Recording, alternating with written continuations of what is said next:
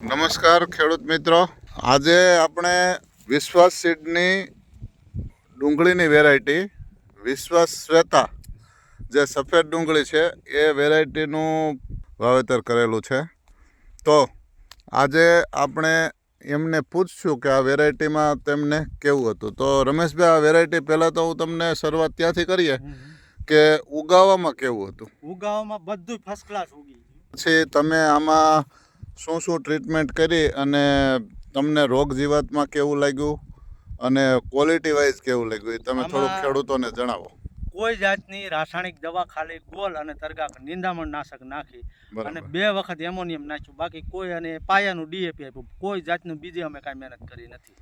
Generally તમે જે ડુંગળીના ઘેરા જોતા હોય બરાબર, તો સફેદ ડુંગળીમાં તમને આ વિશ્વાસ શ્વેતા છે એમાં કેવું લાગ્યું કે એમાં ક્વોલિટી વાઇઝ કેવું છે, અંદાજે પ્રોડક્શન ઉતારો કેવો બેસશે? ઉતારો 100 ઠેલા વીઘે આવશે. વીઘે 100 ઠેલા, બરાબર છે.